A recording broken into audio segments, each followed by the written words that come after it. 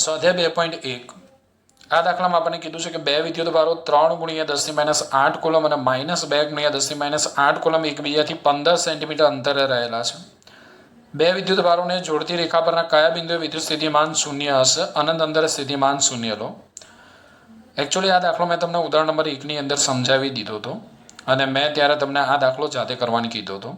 છતાં એકવાર આપણે ફટાફટ આ દાખલાને જોઈ લઈએ.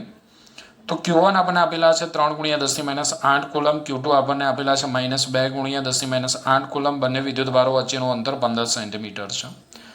અહીંયા આપણને ખબર છે કે બંને વિદ્યુતભારો વિજાતીય હોય તો જ આ બે વિદ્યુતભારોને જોડતી રેખા પર ના કોઈ બિંદુ પાસે આપણને વિદ્યુત સ્થિતિમાન શૂન્ય મળે અને એ બિંદુ આપણને આ રેખા પર આપણને બે બિંદુઓ મળે, જેમાં એક બિંદુ આ બંને વિદ્યુતભારો ના અંદરના વિસ્તારમાં અને બીજો બિંદુ આ બંને વિદ્યુતભારોની બહારના વિસ્તારમાં મળે.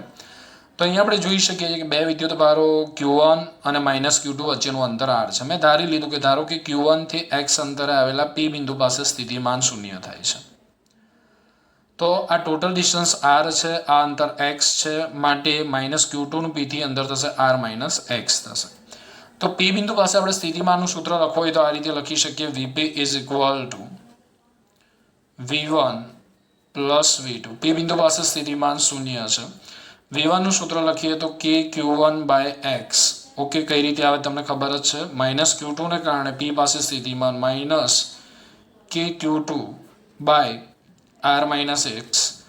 સામે લઈ જઈએ તો K-Q1/x = K-Q2/r - x. K cut તો આપણને મળશે Q1/x = Q2/r - x. તો Q1 ની જગ્યાએ આપણે લખી શકીએ 3 × 10⁻8 / x. Q2 તો મેં અહીંયા સાઇનનો ઉપયોગ કરી લીધો છે એટલે Q2 નું મૂલ્ય આપણે પ્લસ લઈશું. 2 × 10⁻8 / r - x. ગણતરી કરીને તમારે x જાતે શોધવાનો છે. જવાબ મળશે આપણને સેન્ટીમીટરમાં. હવે બીજું બિંદુ આપણે આ બંને વિદ્યુતભારોની બહારના વિસ્તારમાં વિચારીએ છીએ. તો અહીંયા Q1 અને -Q2 વચ્ચેનું અંતર r હું ધારી લઉં છું. ધારો કે Q1 થી x અંતર આવેલા Q બિંદુ પાસે સ્થિતિમાન શૂન્ય થાય છે. એટલે Q1 થી Q બિંદુનું અંતર x છે. Q1 અને Q2 વચ્ચેનું અંતર r છે. તો -Q2 થી Q નું અંતર થશે x - r. તો Q બિંદુ પાસે આપણે સ્થિતિમાન શોધવું હોય તો આપણે લખી શકીએ VQ = V1 + V2. Q પાસે સ્થિતિમાન શૂન્ય હોવાથી VQ = 0. Q1 ને કારણે Q બિંદુ પાસે સ્થિતિમાન તો K-Q1/x. -Q2 ને કારણે Q પાસે સ્થિતિમાન તો -K-Q2/x - r. સામે લઈ જઈએ તો K-Q1/x = K-Q2/x - r. K cut તો Q1/x = Q2/x - r. કિંમત મૂકો Q1 ની 3 × 10⁻8 / x = Q2. મેં સાઇનનો ઉપયોગ કરી લીધો એટલે વેલ્યુ આપણે પ્લસ લઈશું. 2 × 10⁻8 / x - r. ઓકે, સાદુરૂપ આપીને તમારે x શોધવાના છે. જવાબ આપણને સેન્ટીમીટરમાં મળશે. વધારે સમજવો હોય આ દાખલાને તો ઉદાહરણ નંબર 1 ફરીથી જોવું. સ્વાધ્યાય 2.2 જેમાં આપણને કીધું છે કે 10 સેન્ટીમીટરની બાજુવાળા નિયમિત ષટકોણના દરેક શિરોબિંદુએ 5 માઇક્રોકુલમ વિદ્યુતભાર છે. તો આ ષટકોણના કેન્દ્ર પર વિદ્યુત સ્થિતિમાન શોધો. તો ષટકોણના દરેક શિરોબિંદુઓ પર વિદ્યુતભારનું મૂલ્ય 5 માઇક્રોકુલમ છે, જેને આપણે Q વડે દર્શાવીએ છીએ. આ 5 માઇક્રોકુલમને આપણે કુલમમાં ફેરવી નાખીએ તો 5 × 10⁻6 કુલમ થશે. હવે આ ષટકોણની દરેક બાજુની લંબાઈ 10 સેન્ટીમીટર આપણને આપેલી છે.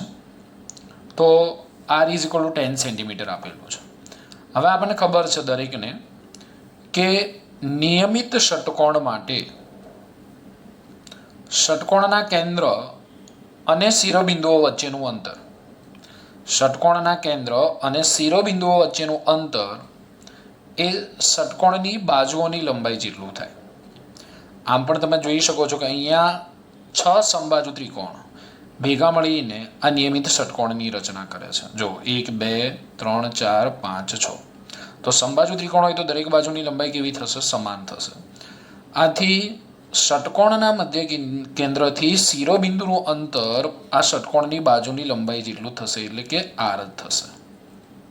ઓકે, ક્લિયર થાય છે દરેક વિદ્યાર્થીને કે નિયમિત ષટકોણ હોય તો નિયમિત ષટકોણમાં ષટકોણના કેન્દ્રથી ષટકોણના શિરોબિંદુનું અંતર એ ષટકોણની બાજુની લંબાઈ જેટલું થશે.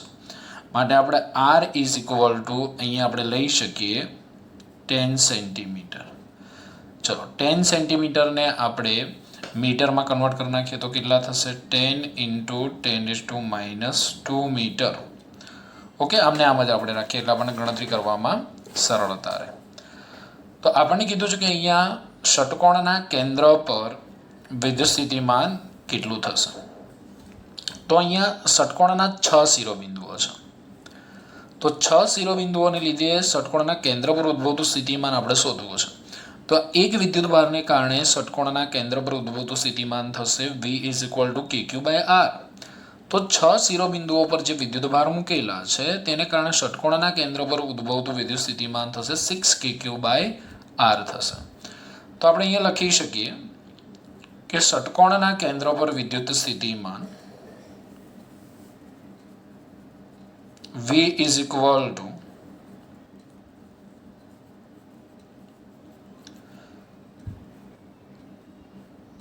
6 KQ/R. ચલો કિંમત મૂકી દઈએ આપણે. 6 k ની કિંમત કેટલી? 9 × 10⁻⁹. દરેક વિદ્યાર્થી યાદ રાખવાની છે. Q કેટલા છે? 5 × 10⁻⁶ ભાગ્યા R. R આપણને આપેલા છે 10 × 10⁻² થાય. તો 5 દુ ને 10, 2 તરીને 6, તો 9 તરીને 27. ઓકે, હવે આપણે ઘાતોને સરભર કરીએ. આ -2 ઘાત છે, ઉપર લઈ જઈએ તો +2 થશે, એટલે 9 ને 2 11. 11માંથી 6 જાય તો કેટલા રહેશે? 5 રહેશે. તો 27 × 10⁵ વોલ્ટ. ઓકે, અને આપણે V0 કહી દઈએ કેન્દ્ર પર, નહીં તો પાછા તમે VV ને ઉડાવી નાખશો. હવે જો આપણને નિયમિત ષટકોણની જગ્યાએ અહીં આપણને ત્રિકોણ આપી શકે, ચોરસ આપી શકે, સમઘન આપી શકે.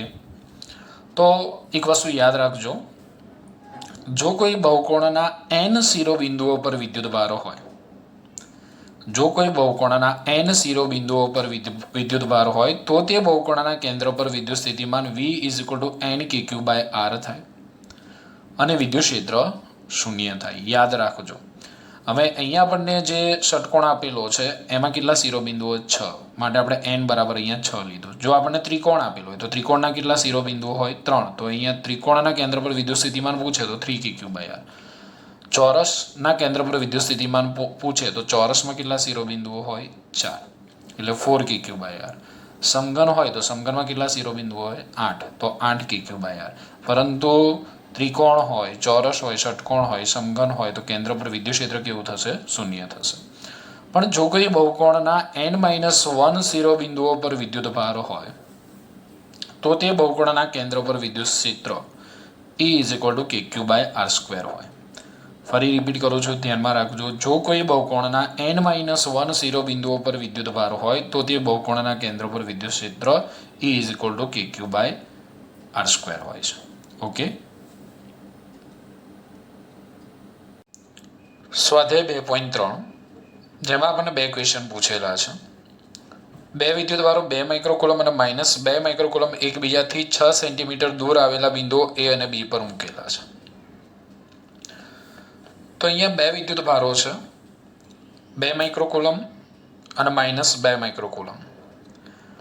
આપણને કીધું છે કે આ 2 વિદ્યુત ભારો એકબીજાથી 6 સેન્ટીમીટર દૂર આવેલા છે. તો તંત્રના કોઈ આ બંને વિદ્યુત ભારોથી બનતા તંત્રના કોઈ સમસ્થિતિમાન પૃષ્ઠની ઓળખ કરો. તો પહેલા પ્રશ્નનો આપણે જવાબ આપીએ તો તમે અહીંયા આકૃતિમાં જોઈ શકો છો કે 2 માઇક્રોકુલમ વિદ્યુત ભારને મેં A બિંદુ પર મૂકેલો છે અને -2 માઇક્રોકુલમ વિદ્યુત ભારને મેં બી બિંદુ પર મૂકેલો છે. હવે આ વિદ્યુત ભારો એક વિદ્યુત ડાયપોલની રચના કરે છે અને આપણને ખબર છે કે વિદ્યુત ડાયપોલની દિશા ઋણ વિદ્યુત ભારથી ધન વિદ્યુત ભારની દિશામાં હોય એ મેં દિશા અહીંયા બતાવેલી છે.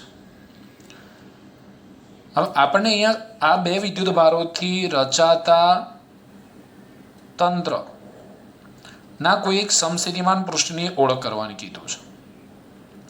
તો આપણે કામ કરીએ કે આ જે ડાયપોલ છે એ ડાયપોલની અક્ષને લંબ તથા તેના મધ્ય બિંદુમાંથી પસાર થતું હોય એવું આપણે એક વિષુવવૃત્તીય સમતલ લઈએ. કેમ હું વિષુવવૃત્તીય સમતલ કહું છું? કારણ કે ડાયપોલના બંને વિદ્યુત ભારોને જોડતી રેખાના લંબ દ્વિભાજકને આપણે ડાયપોલની વિષુવરેખા કહીએ છીએ. એટલે આ જે સમતલ લીધું છે એ ડાયપોલની વિષુવરેખામાંથી પસાર થાય છે. મેં અહીંયા લખેલું છે. આથી આપણે આ સમતલને વિષુવવૃત્તીય સમતલ કહી શકીએ. તો આપણે શું કર્યું કે ડાયપોલની અક્ષને લંબ તથા ડાયપોલના મધ્ય બિંદુમાંથી પસાર થતું હોય એવું આપણે વિષુવવૃત્તીય સમતલ લીધું. હવે આપણે આ સમતલના દરેક બિંદુ પાસે વિદ્યુત સ્થિતિમાન શોધવું છે. તો તમે જો 2 માઇક્રોકુલમ વિદ્યુત ભાર આ મધ્ય બિંદુથી 3 સેન્ટીમીટર અંતરે આવેલો છે અને -2 માઇક્રોકુલમ વિદ્યુત ભાર પણ આ મધ્ય બિંદુથી 3 સેન્ટીમીટર અંતર આવેલો છે. તો આ બંને વિદ્યુત ભારને કારણે આપણે આ બિંદુ પાસે સ્થિતિમાન શોધીએ તો આપણને શૂન્ય મળશે. કેમ શૂન્ય મળશે? કારણ કે બંને વિદ્યુત ભારો એક સમાન અંતરે આવેલા છે અને એક વિદ્યુત ભારનું મૂલ્ય ધન છે, બીજા વિદ્યુત ભારનું મૂલ્ય ઋણ છે, પરંતુ બંને વિદ્યુત ભારો સમાન છે. તેથી આ સપાટી અથવા આ સમતલ પરના દરેક બિંદુએ વિદ્યુત સ્થિતિમાન શૂન્ય જેટલું સમાન હશે. માટે આપેલ પૃષ્ઠ કે આપેલ સપાટીને આપણે સમસ્થિતિમાન પૃષ્ઠ કે સમસ્થિતિમાન સપાટી તરીકે ઓળખી શકીએ છીએ. બીજો ક્વેશ્ચન જોઈએ. 2 વિદ્યુત ભારો 2 માઇક્રોકુલમ અને -2 માઇક્રોકુલમ એકબીજાથી 6 સેન્ટીમીટર દૂર આવેલા બિંદુઓ એ અને બી પર મૂકેલા છે. તો આ સપાટી પર દરેક બિંદુએ વિદ્યુત ક્ષેત્રની દિશા કઈ હશે? ઓકે, શોધી નાખીએ. તો એને કારણે મેં એક બિંદુ લીધો અહીંયા સી. તો એને કારણે સી બિંદુ પાસે ઉદ્ભવતું વિદ્યુત ક્ષેત્ર બહારની દિશામાં, કારણ કે ધન વિદ્યુત ભાર છે એટલે વિદ્યુત ક્ષેત્ર ત્રિજ્યાવર્તી બહારની દિશામાં હોય. બીને લીધે સી બિંદુ પાસે ઉદ્ભવતું વિદ્યુત ક્ષેત્ર મેં આ દિશામાં દર્શાવેલું છે. ઋણ વિદ્યુત ભાર છે માટે ઋણ વિદ્યુત ભારને લીધે ઉદ્ભવતું વિદ્યુત ક્ષેત્ર ત્રિજ્યાવર્તી બહારની દિશામાં હોય છે. તો પરિણામી વિદ્યુત ક્ષેત્રની દિશા આ બંને વિદ્યુત ભારોને કારણે સી બિંદુ પાસે ઉદ્ભવતા પરિણામી વિદ્યુત ક્ષેત્રની દિશા આપણને આ દિશામાં મળે છે, એટલે કે વિદ્યુત ડાયપોલ મોમેન્ટની વિરુદ્ધ દિશામાં મળે છે. બીજા શબ્દોમાં કહીએ તો ધન વિદ્યુત ભારથી ઋણ વિદ્યુત ભારની દિશામાં મળે છે. તો પૃષ્ઠ પરના દરેક બિંદુએ વિદ્યુત ક્ષેત્ર આકૃતિમાં દર્શાવ્યા મુજબ પૃષ્ઠને લંબ રૂપે વિદ્યુત ડાયપોલ મોમેન્ટ પી ની વિરુદ્ધ દિશામાં, એટલે કે ધન વિદ્યુત ભારથી ઋણ વિદ્યુત ભારની દિશામાં હોય છે. આમ પણ આપણને ખબર છે કે સમસ્થિતિમાન પૃષ્ઠ અને વિદ્યુત ક્ષેત્ર એકબીજાને લંબ રૂપે હોય છે. માટે આપણે જે આ પૃષ્ઠ લીધું છે આ પૃષ્ઠ પરના દરેક બિંદુએ વિદ્યુત ક્ષેત્ર પૃષ્ઠને લંબ રૂપે હશે અને એની દિશા ધન વિદ્યુત ભારથી ઋણ વિદ્યુત ભારની દિશામાં હશે. હવે આ બંને વિદ્યુત ભારને લીધે તમે પૃષ્ઠ પરના કોઈ પણ બિંદુ પાસે વિદ્યુત સ્થિતિમાન શોધો તો એ વિદ્યુત સ્થિતિમાન તમને શૂન્ય જ મળશે. એટલે કે પૃષ્ઠ પરના દરેક બિંદુ પાસે વિદ્યુત સ્થિતિમાન સમાન છે. માટે આપેલ પૃષ્ઠને આપણે સમસ્થિતિમાન પૃષ્ઠ કહી શકીએ. થિયરિટિકલ દાખલો છે, પૂછાવાની શક્યતા બહુ જ ઓછી છે, ટેન્શન લેતા નહીં. ઓકે, હવે મેં નોટ્સમાં જે પ્રમાણે આ દાખલો આપ્યો છે એ પ્રમાણે તમે ગણી શકો છો, એ પણ સાચો જ છે. સ્વાધ્યાય 2.4. આ દાખલામાં આપણને કીધું છે કે 12 સેન્ટીમીટર ત્રિજ્યાના એક ગોળાકાર સુવાહકની સપાટી પર 1.6 × 10⁻⁷ કુલમ વિદ્યુતભાર નિયમિત રીતે વિતરિત થયેલો છે. આપણને એક ગોળીય કવચ આપેલું છે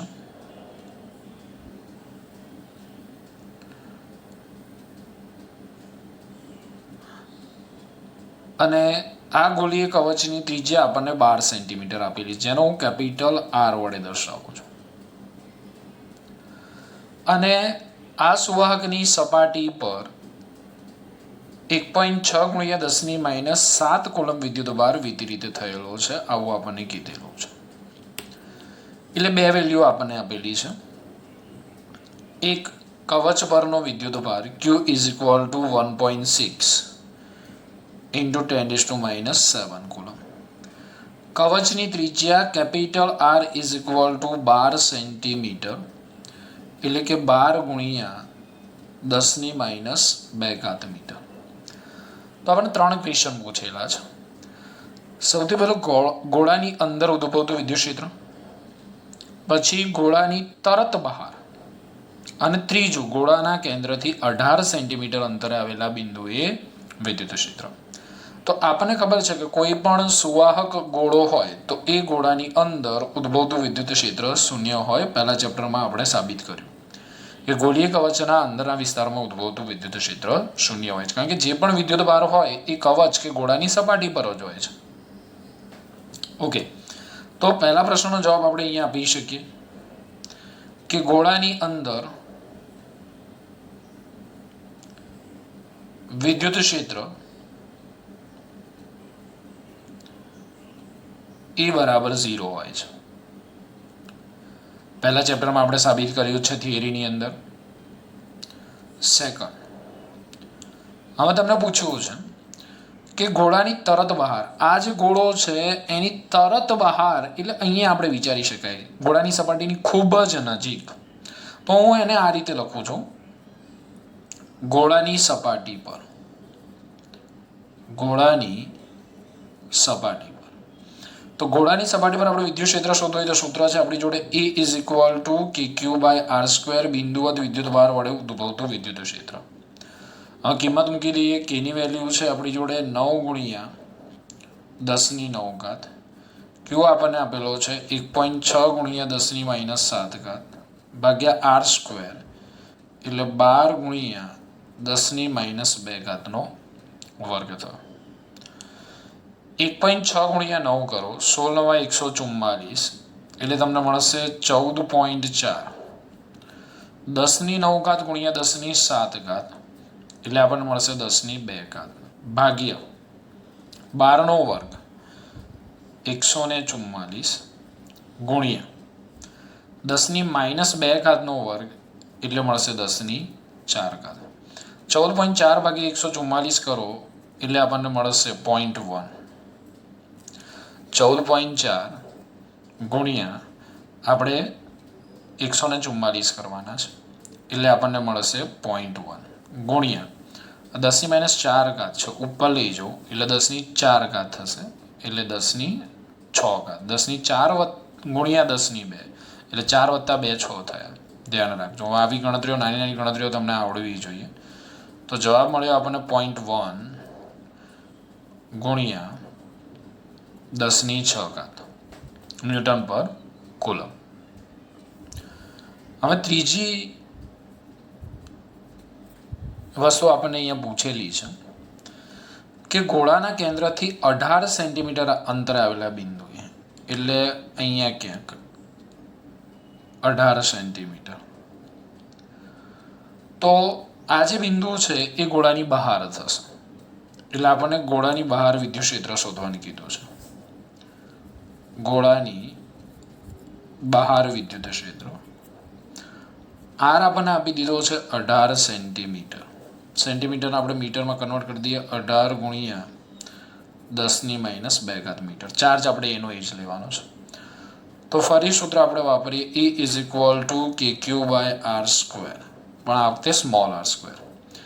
કેની વેલ્યુ 9 ગુણ્યા 10⁹ ગુણ્યા 1.6 ગુણ્યા 10⁻⁷ ભાગ્યા સ્મોલ r², એટલે 18 ગુણ્યા 10⁻² નો વર્ગ. ચલો, ઉપરનો ગુણાકાર તો આપણને ખબર જ છે કેટલો છે, 14.4 ગુણ્યા 10⁵ ભાગ્યા 18 નો વર્ગ કરો, 324 ગુણ્યા 10⁻² નો વર્ગ 10⁻⁴.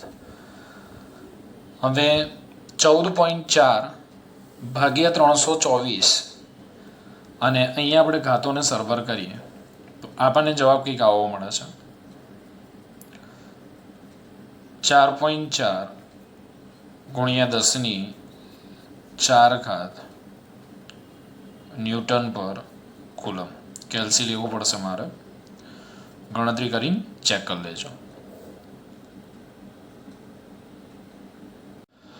સ્વાધ્યાયનો 5મો દાખલો 2.5, જેમાં આપણે કીધું છે કે પ્લેટો વચ્ચે હવા હોય તેવા સમાંતર પ્લેટ કેપેસિટરનું કેપેસિટન્સ 8 પીકો ફેરાડે છે. જો પ્લેટો વચ્ચેનું અંતર અડધું કરવામાં આવે અને તેમની વચ્ચેના અવકાશને ડાયલેક્ટ્રિક અચળાંક 6 ધરાવતા દ્રવ્ય વડે ભરી દેવામાં આવે તો તેમનું કેપેસિટન્સ કેટલું થાય? તો આપણને અહીંયા કેપેસિટરની 2 સ્થિતિ આપેલી છે. હવે કેપેસિટરની પ્રારંભિક સ્થિતિમાં કેપેસિટરની 2 પ્લેટો વચ્ચે હવા છે, ત્યારે કેપેસિટરનું કેપેસિટન્સ 8 પીકો ફેરાડ છે. હવે આપણને કીધું છે કે કેપેસિટરની 2 પ્લેટો વચ્ચેનું અંતર અડધું કરવામાં આવે અને તેમની વચ્ચેના અવકાશને ડાયલેક્ટ્રિક અચળાંક 6 ધરાવતા દ્રવ્ય વડે ભરી દેવામાં આવે તો તેમનું નવું કેપેસિટન્સ કેટલું થશે? ઓકે, અહીંયા ધ્યાન આપજો. પહેલાં તો આપણને જે વસ્તુ આપી છે નોટ ડાઉન કરી દઈએ. તો અહીંયા આપણને કેપેસિટન્સ આપેલું છે. જ્યારે કેપેસિટરની 2 પ્લેટો વચ્ચે હવા હોય ત્યારે C0 8 પીકો ફેરાડે. આપણે પીકો ફેરાડે અને પીકો ફેરાડેમાં જ રાખીએ છીએ, કારણ કે ફાઇનલ આન્સર આપણે પીકો ફેરાડેમાં જ લઈશું. ડાયલેક્ટ્રિક અચળાંક આપેલો છે આપણને 6 અને પૂછેલું છે કે ડાયલેક્ટ્રિક માધ્યમમાં કેપેસિટન્સ કેટલું થાય. તો જે પ્રમાણે રકમ આપી છે એ જ પ્રમાણે આપણે જઈએ કે કેપેસિટરની 2 પ્લેટો વચ્ચે હવા હોય ત્યારે કેપેસિટન્સ કેટલું થાય? હવા હોય ત્યારે કેપેસિટન્સ. તો સૂત્ર લખવું હોય તો આપણે લખી શકીએ, ખબર જ છે બધા વિદ્યાર્થીઓને, C0 is equal two ε0 A/d થશે. દાખલા ગણતા હોય એ પહેલાં બધા જ ચેપ્ટરની અંદર આવતા સૂત્રો તમારે બધાએ તૈયાર કરવાના છે. હવે આપણે શું કરીએ છીએ, તો કેપેસિટરની 2 પ્લેટો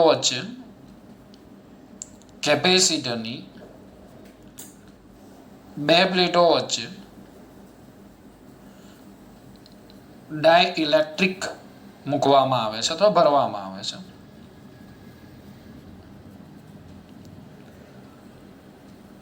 અને 2 પ્લેટો વચ્ચેનું અંતર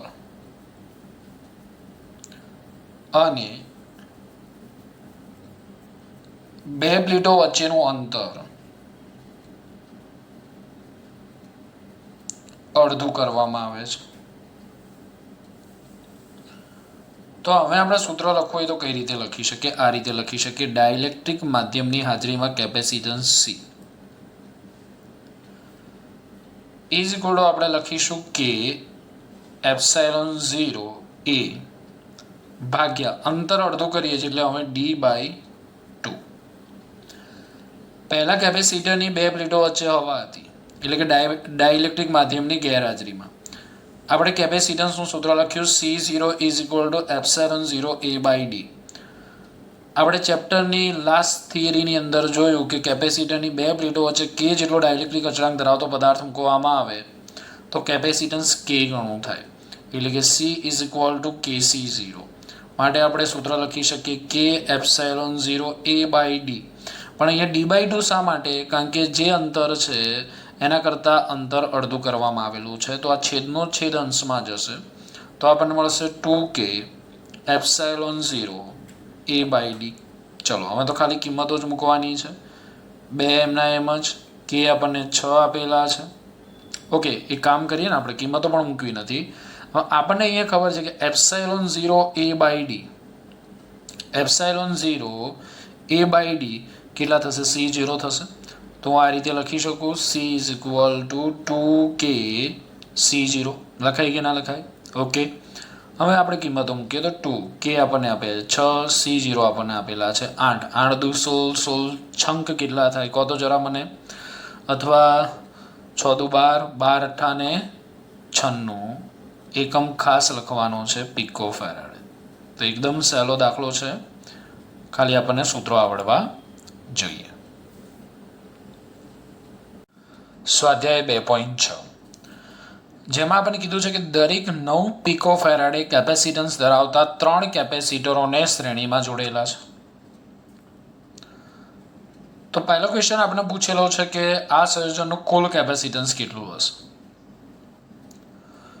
અને બીજો ક્વેશ્ચન પૂછ્યો છે કે આ સંયોજનને 120 વોલ્ટના સપ્લાય સાથે જોડવામાં આવે તો દરેક કેપેસિટરને સમાંતર સ્થિતિમાન તફાવત કેટલો થશે.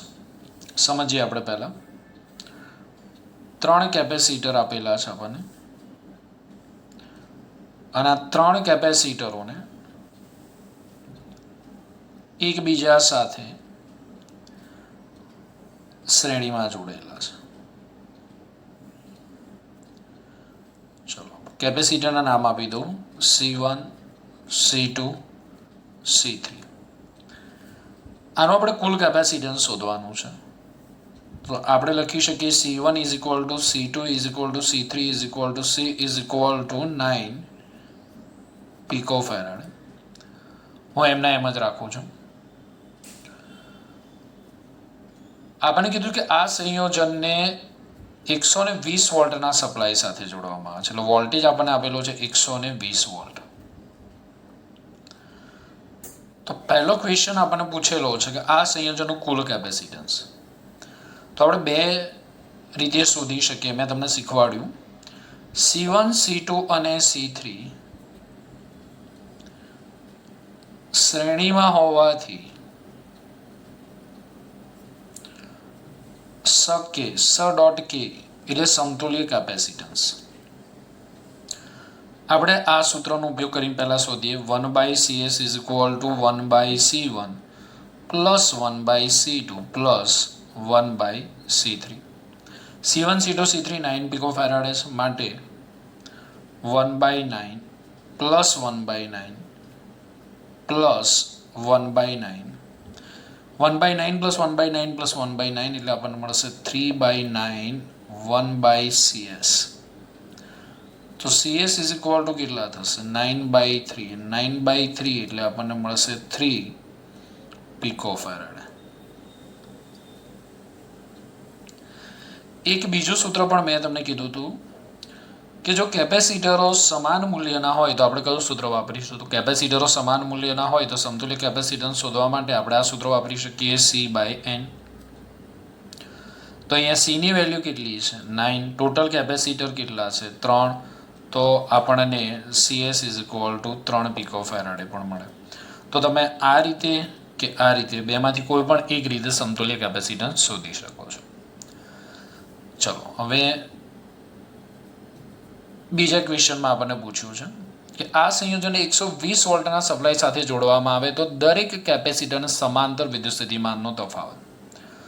તો અહીંયા આપણને દરેક કેપેસિટરની બે પ્લેટો વચ્ચેનો પીડી શોધવાનું કીધું છે. તો આપણને ખબર કે શ્રેણી જોડાણમાં દરેક કેપેસિટર પરનો વિદ્યુતભાર સમાન હોય, પરંતુ દરેક કેપેસિટરની બે પ્લેટો વચ્ચેનો પીડી જુદો જુદો હોય. તો ધારો કે C1 કેપેસિટરની બે પ્લેટો વચ્ચેનો પીડી V1, C2 કેપેસિટરની બે પ્લેટો વચ્ચેનો પીડી V2 અને C3 કેપેસિટરની બે પ્લેટો વચ્ચેનો પીડી V3 છે. એટલે કે આપણને અહીંયા V1, V2 અને V3 શોધવાનું કીધું છે. તો અહીંયા લખી નાખું છું કે ધારો કે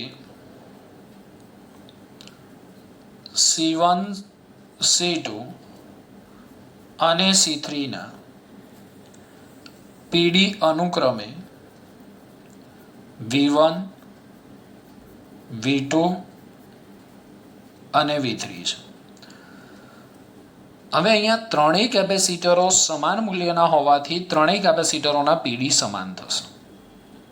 ખાસ સમજો કે ત્રણેય કેપેસિટરના મૂલ્યો સમાન છે 9 પીકો ફેરાડે. તો ત્રણેય કેપેસિટર પરનો પીડી ત્રણેય કેપેસિટરમાં સમાન રીતે વહેંચાઈ જશે. ટોટલ જે પીડી છે ત્રણેય કેપેસિટરમાં સમાન રીતે વહેંચાઈ જશે. તો અહીં દરેક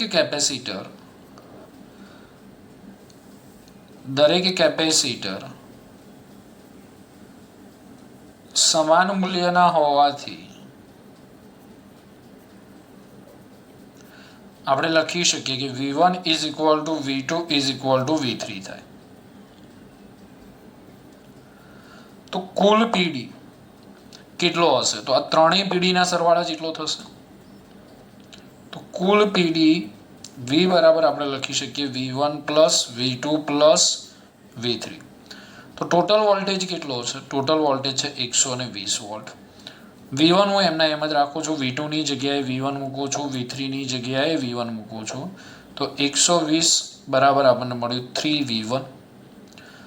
માટે V1 ઇઝ ઇક્વલ ટુ 120 ભાગ્યા 3 એટલે આપણને મળશે 40 વોલ્ટ. તેવી જ રીતે આપણે લખી શકીએ કે V2 બરાબર 40 વોલ્ટ અને V3 બરાબર 40 વોલ્ટ. તો આપણે યાદ રાખીશું કે જો શ્રેણીમાં જોડેલ દરેક કેપેસિટરનું મૂલ્ય સમાન હોય તો દરેક કેપેસિટરની બે પ્લેટો વચ્ચેનો વિદ્યુત સ્થિતિમાનનો તફાવત સમાન હોય.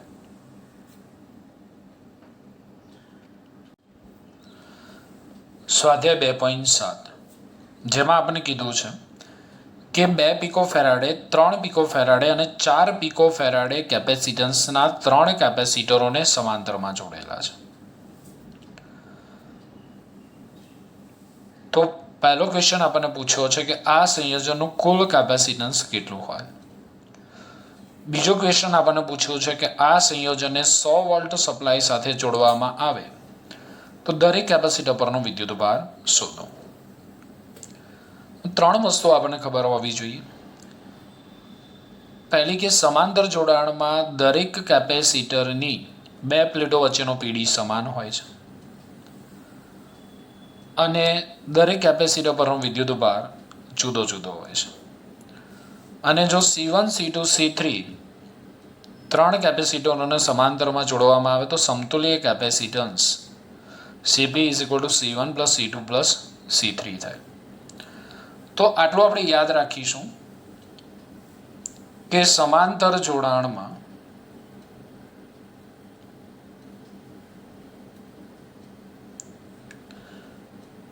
V સમાન,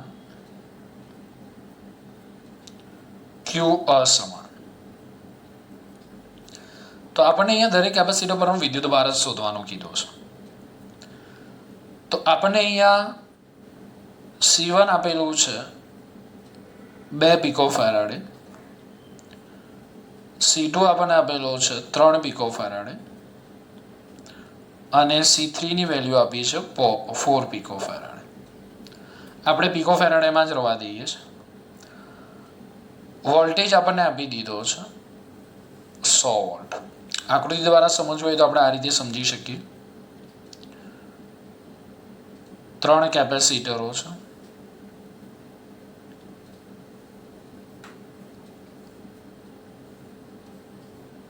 C1, C2, C3. એમને 100 વોલ્ટની બેટરી સાથે જોડવામાં આવે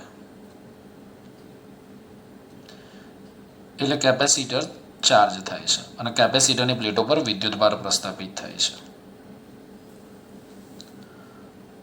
ઓકે, ધારો કે ત્રણેય કેપેસિટર પર સંકળાયેલો ટોટલ વિદ્યુત ભાર Q છે.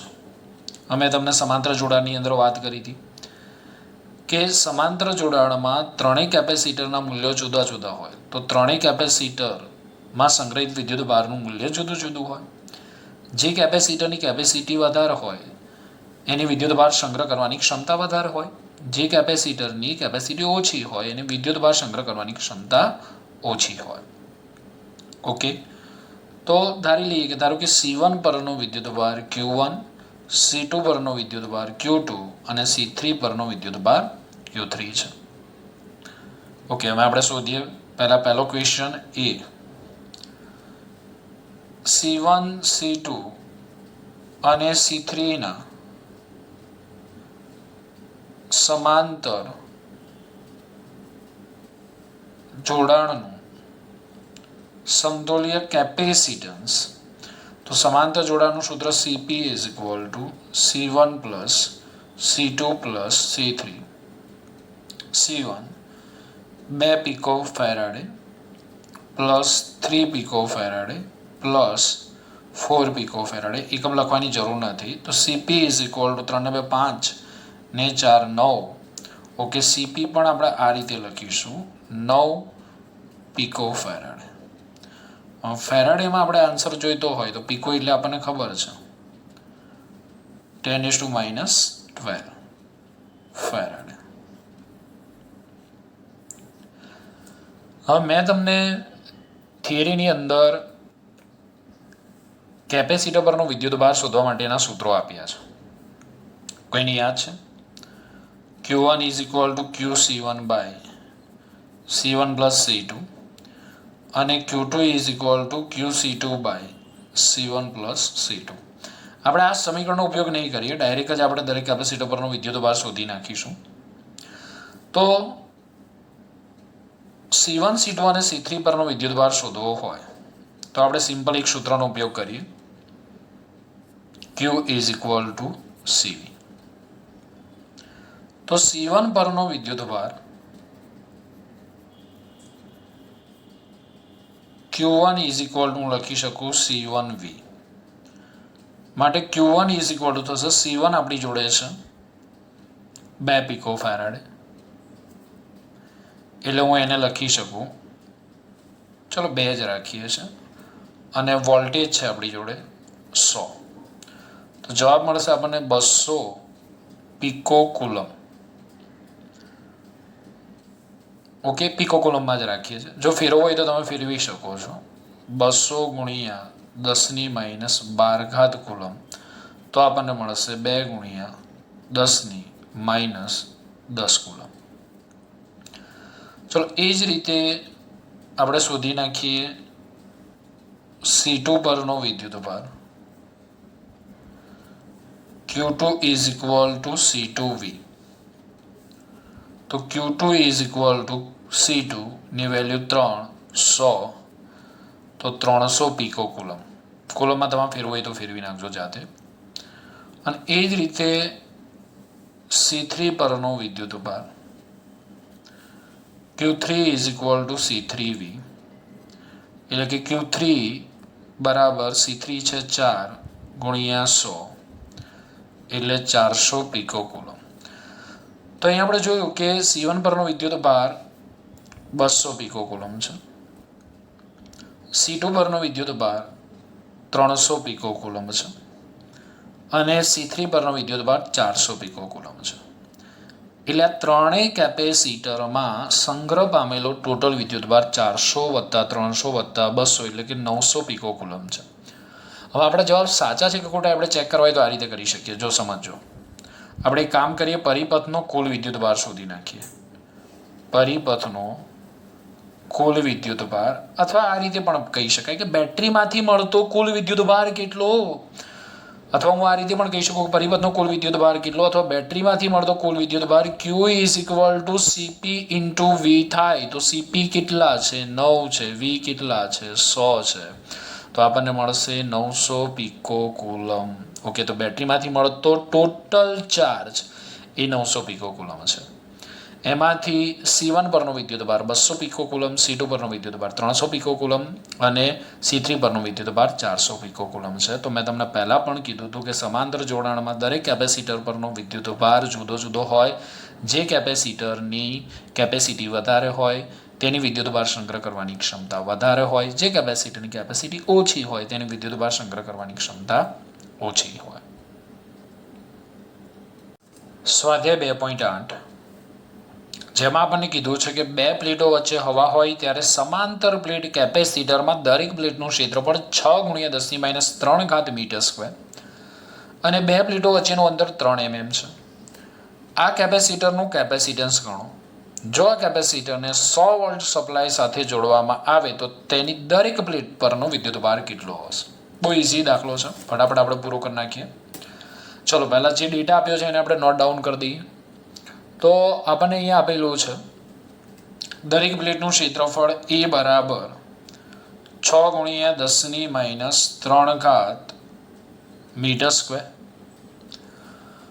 પછી 2 પ્લેટો વચ્ચેનું અંતર 3 mm આપેલું છે, અને આપણે મીટરમાં ફેરવી નાખીએ તો 3 × 10⁻³ મીટર થશે. આ કેપેસિટરને 100 વોલ્ટના સપ્લાય સાથે એટલે બેટરી સાથે જોડવામાં આવે છે. તો આપણને એક તો શોધવાનું કીધું છે કેપેસિટન્સ C0 અને બીજું વિદ્યુતભાર Q0. શોધી નાખીએ આપણે. ફર્સ્ટ, કેપેસિટરની બે પ્લેટો વચ્ચે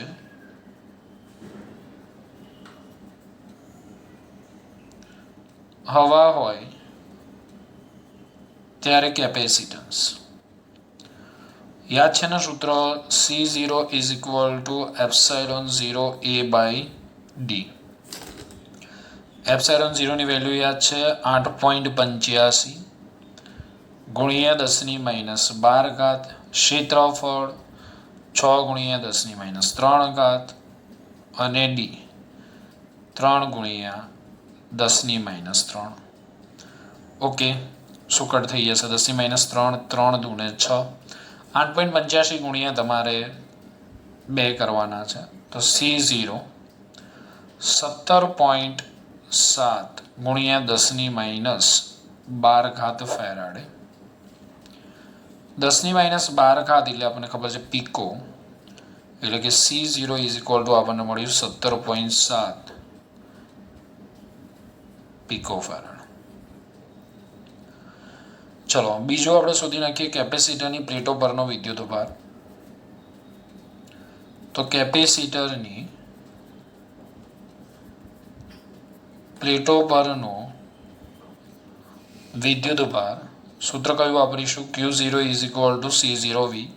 કારણ કે C0 આપણે શોધ્યા, V આપેલા છે. C0 આપણને મળ્યા 17.7 ગુણ્યા 10⁻12 ગુણ્યા 100. એટલે આપણને Q0 મળશે 17.7 ગુણ્યા 10⁻10 કુલમ.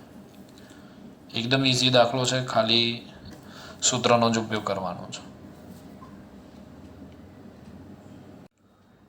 સ્વાધ્યાય 2.9 જેની રકમ આપણને 2.8 ઉપરથી આપેલી છે. જેમાં આપણને રકમમાં એવું કીધું છે કે સ્વાધ્યાય 2.8માં આપેલ કેપેસિટર 2.8માં આપણને જે કેપેસિટર આપેલું છે જેની દરેક પ્લેટનું ક્ષેત્રફળ 6 ગુણ્યા 10⁻3 મીટર સ્ક્વેર છે, બે પ્લેટો વચ્ચેનું અંતર 3 mm છે, જેને 100 વોલ્ટના સપ્લાય સાથે જોડેલો છે. એ કેપેસિટરમાં 3 mm જાડાઈની માઇકા એટલે કે અબરખની પ્લેટ જેનો ડાયલેક્ટ્રિક અચળાંક 6 છે. એ કેપેસિટરની બે પ્લેટો વચ્ચે વોલ્ટેજ સપ્લાય જોડેલ હોય ત્યારે અને સેકન્ડ વોલ્ટેજ સપ્લાયનું જોડાણ દૂર કર્યા બાદ દાખલ કરવામાં આવે તો દરેક કિસ્સામાં શું થાય તે સમજાવવાનું આપણને કીધું છે. હવે આ જે 9મો દાખલો છે એ 9મા દાખલાની રકમ આપણે 8મા દાખલા પરથી લેવાની છે. એટલે પહેલાં તો આપણે બધો ડેટા કલેક્ટ કરી લઈએ 8મા દાખલામાંથી. તો 8મા દાખલામાં વિદ્યુત સ્થિતિમાન, પ્રારંભિક વિદ્યુત સ્થિતિમાન જેનું હું કહી દઉં છું V0 is equal to 100 volt. કેપેસિટન્સનું મૂલ્ય 17.7 શોધેલું છે. એને હું 18 પીકો ફેરાડે લઈ લઉં છું. C0 18 pico Faraday. અને જે વિદ્યુત ભાર આપેલો છે Q0 એ 17.7ની જગ્યાએ હું 18 પીકો કુલમ લઈ શકું છું. તો પીકો ફેરાડે જેને તમે ફેરાડેમાં લખો હોય તો 18 ગુણ્યા 10⁻12 ફેરાડે. પીકો કુલમ તો 18 ગુણ્યા 10⁻10 કુલમ. હવે ફરી વાર એકવાર રકમ સમજીએ. હવે તમને કીધું છે કે કેપેસિટરમાં 3 mm જાડાઈની માઇકા ની પ્લેટ જેનો ડાયલેક્ટ્રિક અચળાંક 6 છે, જે કેપેસિટરની બે પ્લેટો વચ્ચે જ્યારે કેપેસિટર સાથે બેટરી જોડેલ હોય ત્યારે અને બેટરીનું જોડાણ દૂર કર્યા બાદ દાખલ કરવામાં આવે તો દરેક કિસ્સામાં શું થાય? એટલે આપણને એવું પૂછ્યું છે કે કેપેસિટરની બે પ્લેટો વચ્ચે એક ડાયલેક્ટ્રિક અચળાંક મૂકવામાં આવે છે. હવે કેપેસિટરને બેટરી સાથે જોડેલું ન હોય તો તે કિસ્સામાં કેપેસિટરની બે પ્લેટો વચ્ચે પીડી કેપેસિટન્સ અને વિદ્યુતભારનું મૂલ્ય શું હશે? હવે કેપેસિટરને બેટરી સાથે જોડવામાં આવે તો આ કિસ્સામાં વિદ્યુત સ્થિતિમાન કેપેસિટન્સ અને વિદ્યુતભારનું મૂલ્ય શું હશે એ આપણને પૂછેલું છે. સમજો, બે વસ્તુ પૂછેલું છે આપણને કે કેપેસિટર છે, આ કેપેસિટરની બે પ્લેટો વચ્ચે એક ડાઇલેક્ટ્રિક મૂકવામાં આવે છે. હવે જ્યારે કેપેસિટર સાથે બેટરી જોડેલી ન હોય ત્યારે V0 C0 એટલે વોલ્ટેજ, કેપેસિટન્સ અને વિદ્યુતભારનું મૂલ્ય કેટલું હશે? અને જ્યારે આ કેપેસિટર સાથે બેટરીનું જોડાણ કરેલું હોય ત્યારે કેપેસિટરની બે પ્લેટો વચ્ચે પીડી કેપેસિટન્સ અને વિદ્યુતભારનું મૂલ્ય કેટલું થશે? ખબર પડે છે રકમમાં શું કહેવા માગે છે? આપણે જે 8મો દાખલો હતો એમાં આપણને જે કેપેસિટર આપ્યું હતું એ કેપેસિટરની બે પ્લેટો વચ્ચે હવા હતી. હવે કેપેસિટરની બે પ્લેટો વચ્ચે આપણે કે જેટલો ડાઇલેક્ટ્રિક અચળાંક ધરાવતો પદાર્થ મૂકી દઈએ છીએ. પ્રારંભમાં આ કેપેસિટર સાથે બેટરી જોડેલી નથી, તો તેવા કિસ્સામાં કેપેસિટરની બે પ્લેટો વચ્ચે પીડી કેપેસિટન્સ અને વિદ્યુતભારનું મૂલ્ય કેટલું હશે એ આપણને પૂછ્યું છે. હવે આ કેપેસિટરની બે પ્લેટો વચ્ચે બેટરી જોડવામાં આવે તો આ કિસ્સામાં કેપેસિટરની બે પ્લેટો વચ્ચે પીડી કેપેસિટન્સ અને વિદ્યુતભારનું મૂલ્ય કેટલું હશે તે આપણને શોધવાનું કીધું છે. ઓકે, ક્લિયર થાય છે દરેક જણાને રકમ? ખાસ સમજો, આઈએમપી દાખલો છે. એના પહેલાં આપણે એક વસ્તુ જોઈ લઈએ. દરેક વિદ્યાર્થી MCQ માટે ખાસ આ યાદ રાખશે. આપણે 5 રાશિઓની વાત કરીશું: વિદ્યુતભાર, વિદ્યુત સ્થિતિમાન, કેપેસિટન્સ, વિદ્યુત ક્ષેત્ર અને ઉર્જા વિશે. તો આકૃતિમાં મેં તમને એક સમાંતર પ્લેટ કેપેસિટર દર્શાવેલું છે અને આ કેપેસિટરની બે પ્લેટો વચ્ચે મેં કે જેટલો ડાઇલેક્ટ્રિક અચળાંક ધરાવતો પદાર્થ મૂકેલો છે. આ કેપેસિટરને મેં V વોલ્ટની બેટરી સાથે જોડેલું છે.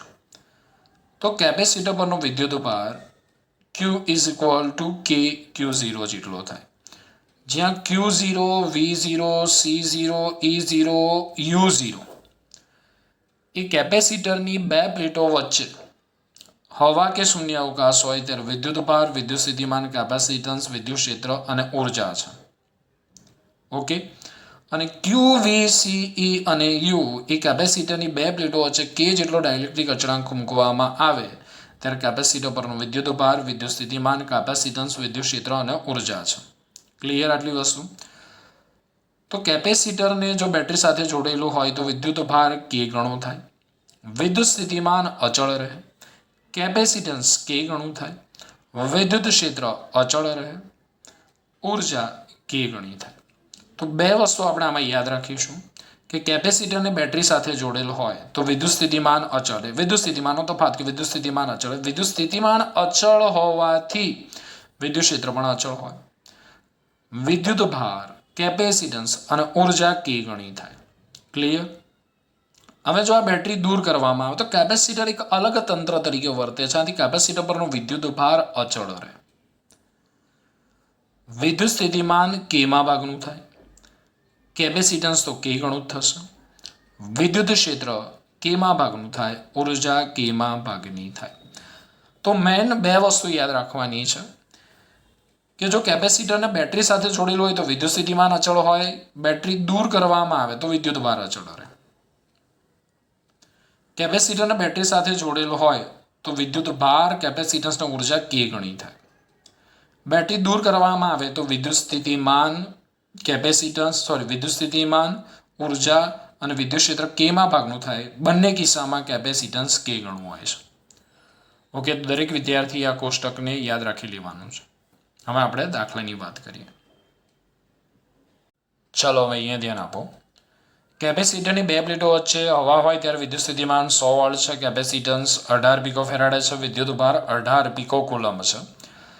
હવે આ કેપેસિટરની બે પ્લેટો વચ્ચે આપણે 6 જેટલો ડાઇલેક્ટ્રિક અચળાંક ધરાવતો આપણે પદાર્થ દાખલ કરીએ છીએ.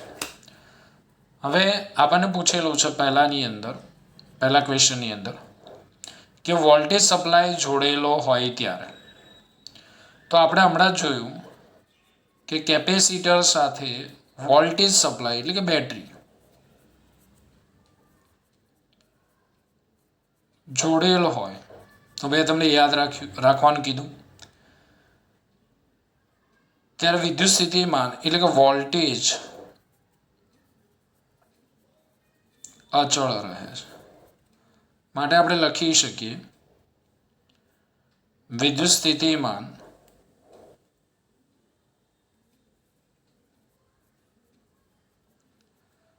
V is equal to V0 is equal to 100 volt.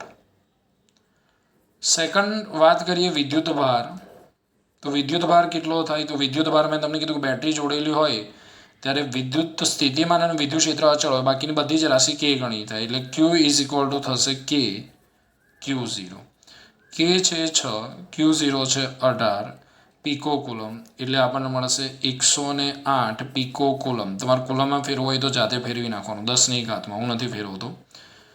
ત્રીજું કેપેસિટન્સ. કેપેસિટન્સ તો બંને કેસમાં કે ગણું થાય છે. એટલે capacitance C is equal two KC0.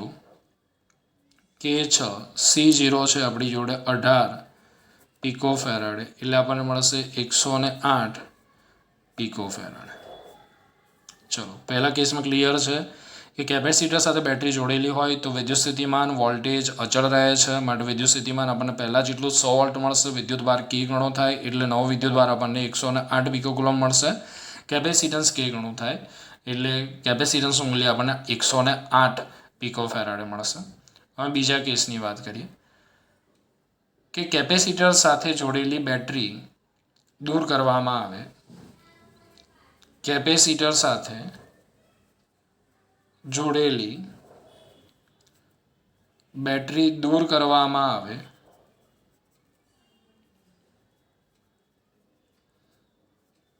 તો વિદ્યુત ભાર અચળ રહે છે.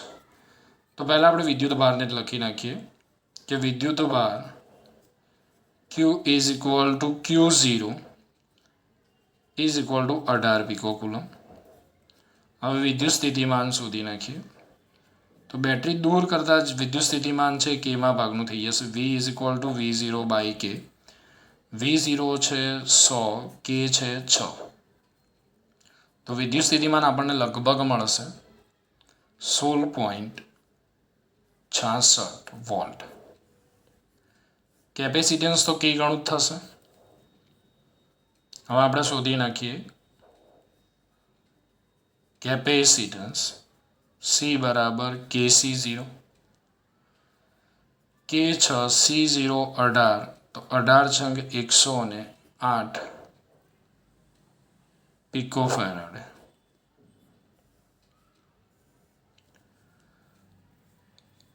ઓકે, તો IMP દાખલો છે, દરેક વિદ્યાર્થી ખાસ ધ્યાન રાખશે.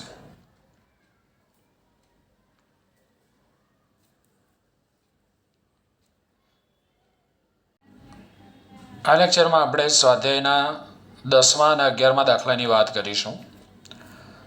તો પહેલાં આપણે જોઈએ સ્વાધ્યાય 2.10, જેમાં આપણને કીધું છે કે 12 પીકો ફેરાડેનું એક કેપેસિટર 50 વોલ્ટની બેટરી સાથે જોડેલું છે. કેપેસિટરમાં કેટલી સ્થિત વિદ્યુત ઉર્જા સંગ્રહ પામી હશે? તો આપણને કેપેસિટન્સનું મૂલ્ય આપ્યું છે C is equal to 12 pico farad. Pico ફેરાડેને આપણે ફેરાડેમાં ફેરવી નાખીએ તો લખાશે 12 ગુણ્યા 10⁻12 ફેરાડે. બેટરીનો વોલ્ટેજ આપણને આપેલો છે 50 વોલ્ટ. કેપેસિટરમાં સંગ્રહિત ઉર્જા શોધવાની કીધી છે. તો આપણે સમાંતર પ્લેટ કેપેસિટરમાં સંગ્રહિત ઉર્જાના 3 સૂત્ર મેળવ્યા. એક U is equal two 1/2 CV², બીજું U is equal two 1/2 Q²/C, અને ત્રીજું U is equal two 1/2 QV.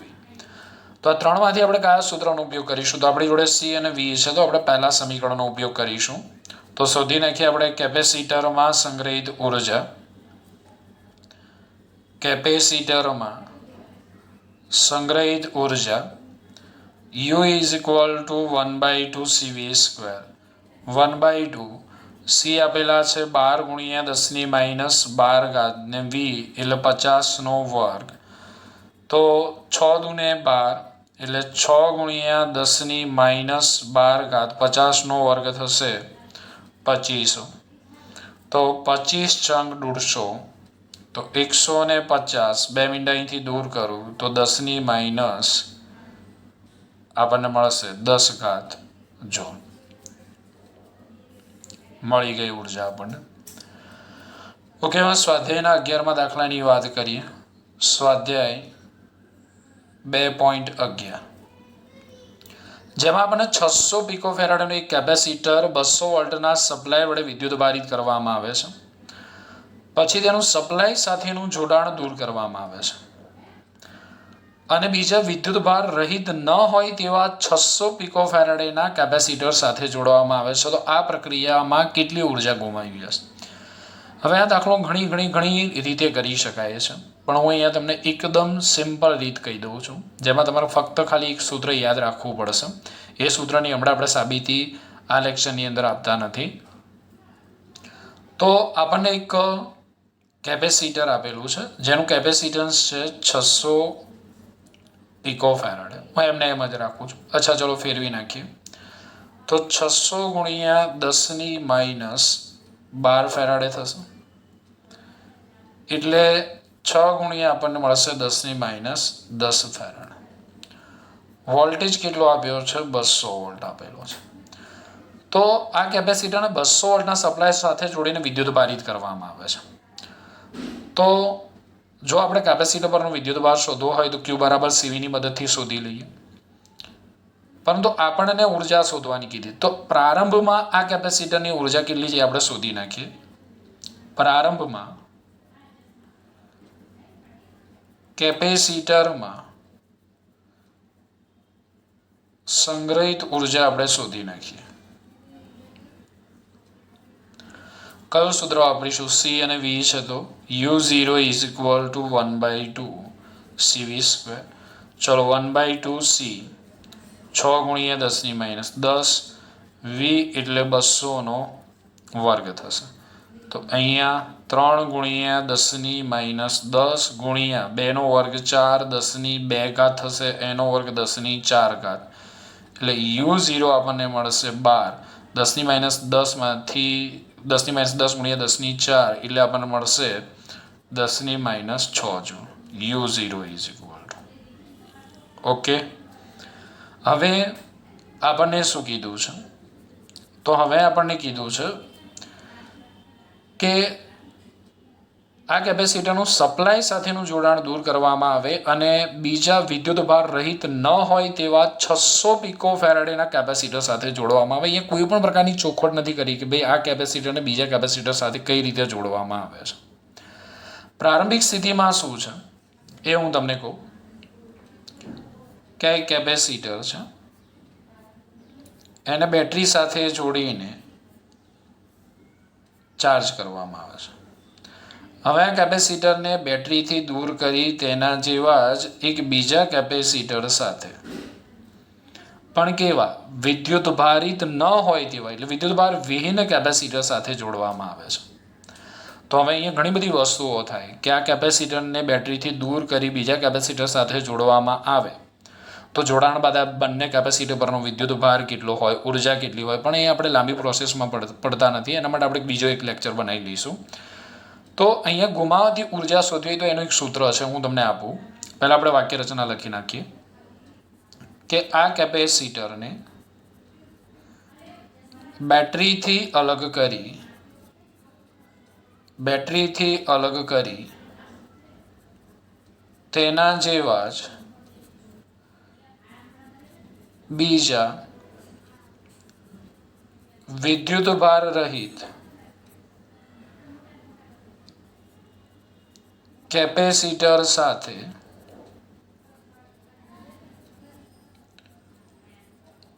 જોડવામાં આવે છે. તો ગુમાવાતી ઉર્જા ડેલ્ટા U = U0C2/C1+C2. પણ અહીંયા બંને કેપેસિટર સમાન છે, એટલે કે આપણે કહી શકીએ કે C1 = C2 = C. માટે ડેલ્ટા U0 એમના એમ C2 ની જગ્યાએ C+C, તો U0 C/2C CC કટ તો delta you is equal two આપણને મળે u0/2 એટલે 12 × 10⁻6/2 એટલે delta you is equal two આપણને મળ્યા 6 × 10⁻6 જૂલ. એટલે આ કેપેસિટરનું બેટરી સાથેનું જોડાણ દૂર કરી એના જેવા જ બીજા વિદ્યુતભાર રહિત કેપેસિટર સાથે જોડવામાં આવે તો ગુમાવાતી ઉર્જા આપણને મળે 6 × 10⁻6 જૂલ. IMP દાખલો છે, તૈયાર કરી નાખવાનો છે.